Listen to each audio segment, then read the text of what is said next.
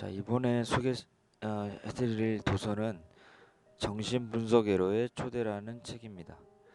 자, 정신분석학의 창시자인 프로이트는요, 가난한 유대인의 가정에 태어나서 서러움도 받았지만 호기심이 많았고 공부도 잘했습니다. 빈 의대를 졸업했고 좋은 가문의 교수와 결혼하여 슬하에 3남 3녀를 두었죠. 가정적이고 효성이 지극했으며 성적으로는 부인만을 사랑했습니다. 자신이 발견한 인간의 내면 세계를 보여주기 위해서 자신의 비밀스럽고 수치스러운 사생활을 공개하는 희생을 치를 만큼 용감하고 정직했습니다. 그는 인류에게 비의식을 탐구하는 치료의 길을 열어주었습니다.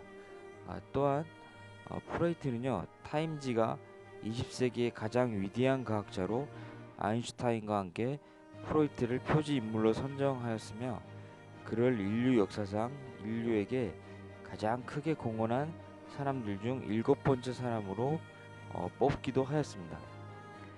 정신분석학은 인간 정신의 비의식을 탐구하는 학문입니다. 치료적인 입장에서 말한다면 인간을 괴롭히는 정신의 내적 갈등을 치료하는 치료법이기도 합니다. 자기 마음이면서도 자신이 알지 못하는 부분이 있다는 것은 매우 신비로운데요. 프로이트 이전까지 인류는 이런 정신세계의 존재에 대한 체계적인 지식이 없었습니다. 그러나 프로이트가 히스테리 환자를 치료하는 과정에서 비의식의 신비로운 어떤 현상을 발견하였고 지금은 비의식이 상식처럼 되어서 일반 사람들도 많이 쓰는 말이 되어버렸습니다. 예를 들어서 부지불식간에 그런 행동을 했어요. 혹은 무심결에 나도 모르게 무의식 중에 그런 말이 나왔다니까요. 하는 말들은 어떤 비의식적인 행동을 말하고 있죠. 정신분석은 마음의 병이 비의식의 갈등에서 시작한다는 것도 발견했습니다. 불안신경증, 우울증이나 정신분열증까지도 비의식의 원인이 숨어 있었습니다. 또한 인간을 구속하고 인생을 불행하게 만드는 성격도 그 원인이 비의식에 숨어 있다는 것을 알아내기도 했어요. 예를 들어 어떤 사람은 성격이 지나치게 소심하여 대인관계가 어려워요. 사람을 만날 생각만 해도 가슴이 떨리고요. 반대로 어떤 사람은 사람 만나기를 좋아해요. 어떤 사람은 성격이 너무나 자기애적이어서 소위 공주병처럼 상대방을 지배하고 이용하려 한다.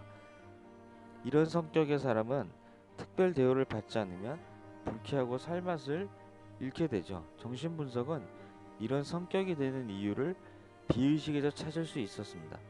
따라서 치료도 당연히 비의식에 숨겨진 갈등을 찾아 치료하는 것이었죠.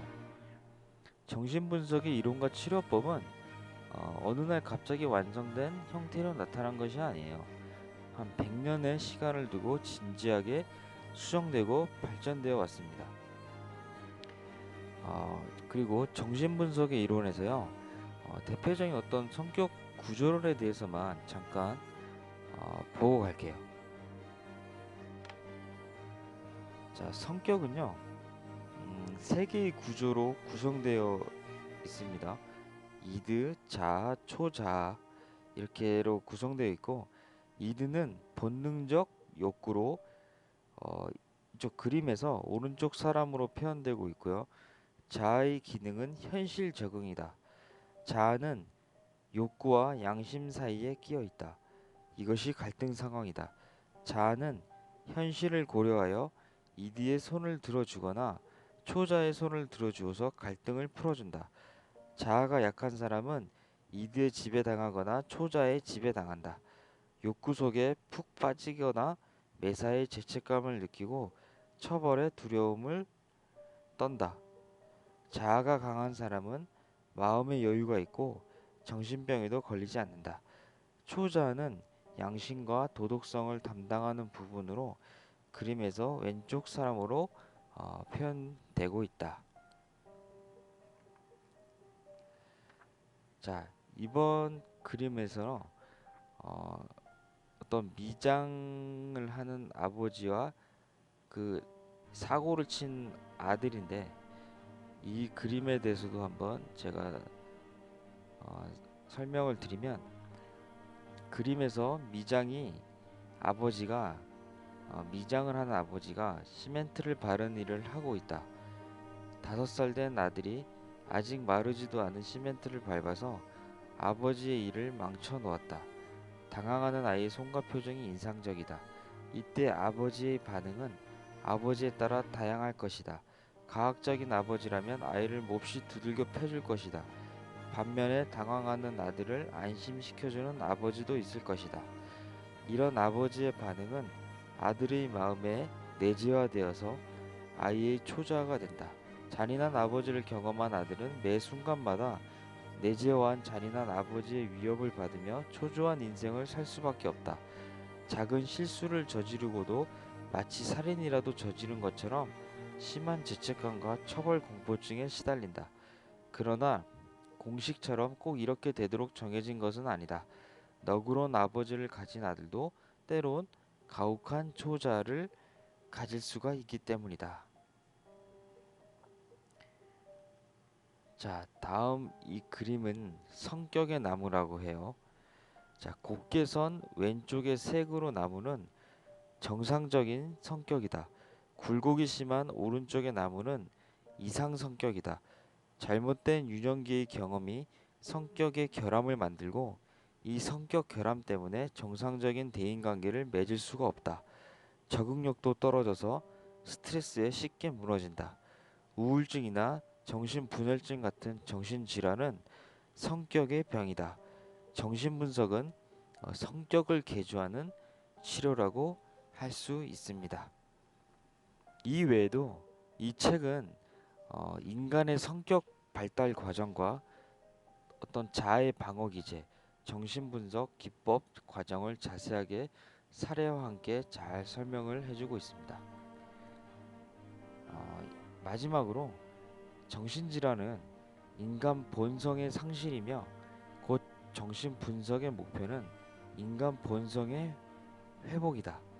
상실된 인간 본성은 모성 환경과 유사한 반복적인 치료적 환경 속에 있을 때 회복이 된다.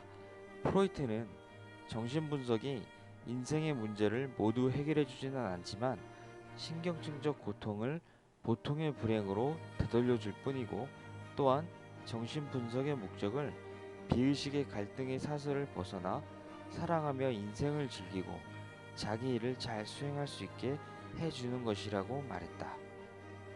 자, 정신분석은 일반적으로 잘 알려지거나 정신병자가 아닌 이상 일반인들은 잘 관심이 없는 분야이기도 한데요.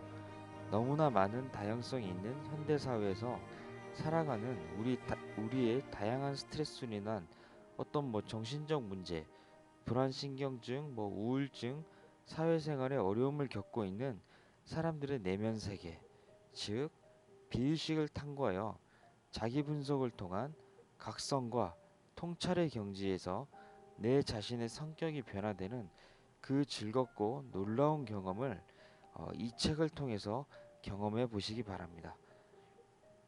자, 이상으로 제가 책을 어, 정리를 해서 한번 읽어 드렸는데요.